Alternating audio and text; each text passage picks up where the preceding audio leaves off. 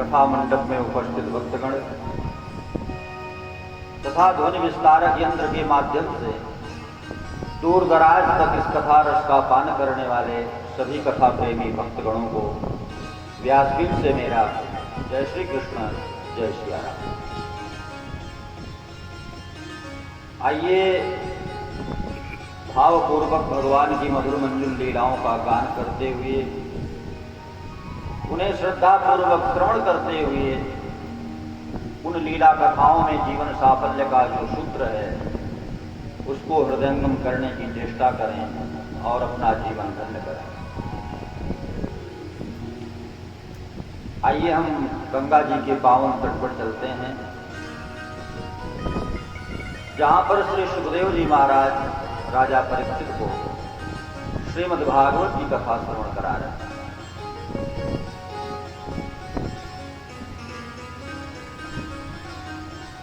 आज 5 दिन व्यतीत हो गया भगवान की कथा श्रवण करते करते।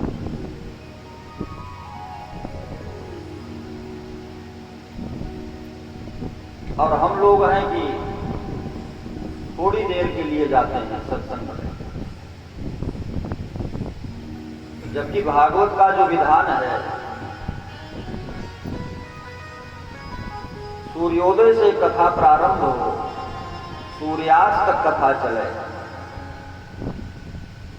बीच में 2 घड़ी का विश्राम हो 48 मिनट का, तब जाकर के कहीं आप जितना लिखा है उतना पढ़ पाए।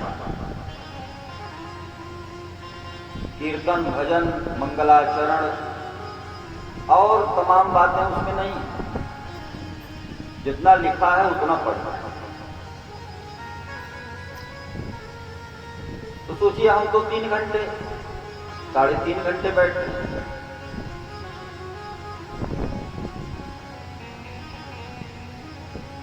लेकिन सुखदेव जी को कथा श्रवण कराते आज 5वां दिन।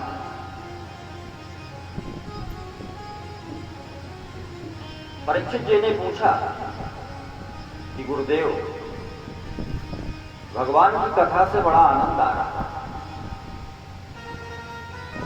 न जाने क्यों भूख प्यास तो लगी नहीं है। हाँ?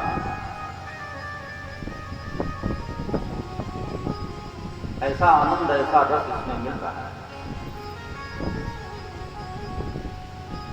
परीक्षित ने सुखदेव जी को निवेदन किया है कि इतने दिन कथा श्रवण करने के बाद हमें क्या अनुभव हुआ, अगर आपका आदेश हो तो मैं बताऊं। सुखदेव जी ने कहा कि बिल्कुल बताइए, आज 4-5 दिन हो गया, कुछ तजुर्बा हुआ होगा। बोले हाँ। परीक्षित जी बताते हैं कि यत्रणमतोपैत्यरतिर्वितृष्णा सत्त्वं च शुद्ध्यचिरेण पुंसः। यत्रणमतोपैत्यरतिर्वितृष्णा सत्त्वं च शुद्ध्यचिरेण पुंसः। भक्तिर्हरौ तत्पुरुषे च सख्यं तदैव हारं पदमन्यसे चेत्। हे महाराज, भगवान की कथा श्रवण करने से जो भगवान के प्रति और भगवान के कथा के प्रति अरुचि रहती है, होता है ना, बहुत लोग कहते हैं कि हमारा मन नहीं करता कथा में जाने, पूजा पाठ करने में हमारा मन नहीं करता। तो कहा कि हमें भगवान के प्रति, भगवान की भक्ति के प्रति, भगवान के कथा के प्रति जो हमारी अरुचि है, कथा को श्रवण करने से मैंने ये अनुभव किया कि जो अरुचि है वो रुचि में बदल जाती है। यत्रणमतोपैत्यरतिर्वितृष्णा, जो अरति है वो रति में बदल जाता है। और व्यक्ति की जो तृष्णाएं हैं, जो कामनाएं हैं अनंतानंत, जिनका कोई अंत नहीं है, वो कामनाएं, वो प्यास, वो तृष्णा धीरे धीरे शांत हो जाती है। जीव जो है वो वितृष्णा, तृष्णा से रहित हो जाता है। और नहीं तो इच्छाएं किसकी पूरा होती हैं? हाँ, आज साइकिल है तो कल मोटरसाइकिल चाहिए, मोटरसाइकिल आ गई तो कार चाहिए, कार आ गई तो हवाई जहाज चाहिए, कुछ न कुछ चाहिए। और ये इच्छाएं भी बड़ी विचित्र भटकाती रहती हैं, भटकाती रहती हैं तृष्णाएं जीवन की, फिर भी हसरत है बाकी, हद है पागलपन की। भटकाती रहती हैं तृष्णाएं जीवन की, फिर भी हसरत है बाकी, हद है पागलपन की।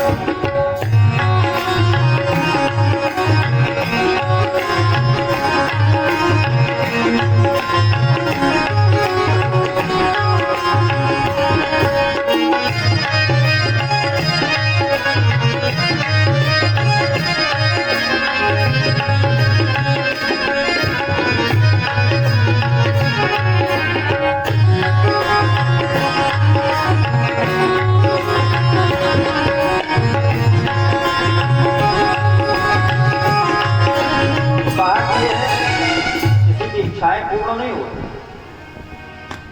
लेकिन मैंने ये अनुभव किया कि भगवान की कथा से तृष्णाएं जो हैं वो शांत हो जाती हैं। सत्वम सशुद्ध्यत अचिरेण पुंसः, और व्यक्ति का जो अंतःकरण है, जो हृदय है, वो पवित्र हो जाता है। अचिरेण पुंसः, देर नहीं लगती, तत्काल ही वो पवित्र हो जाता है। भक्तिरहरौ, और भगवान के प्रति भक्ति उत्पन्न हो जाती है। अगर पहले से है तो वो और बढ़ जाती है, दृढ़ हो जाती है। भक्तिरहरौ तत्पुरुषे च सख्यम, भगवान के प्रति तो भक्ति बढ़ती ही है, लेकिन जो भगवान के हो चुके हैं, तत्पुरुषे, जो भगवान के हो चुके हैं, ऐसे भक्त जनों के प्रति भी हमारा प्रेम बढ़ने लगता है। हाँ, भक्तों के प्रति जो भगवान के हो चुके हैं, जैसे हम लोग कथावाचक हैं, कथा बोल रहे हैं, साथ में आचार्य जी लोग हैं और लोग हैं, तो भगवान का गुणानुवाद कर रहे हैं,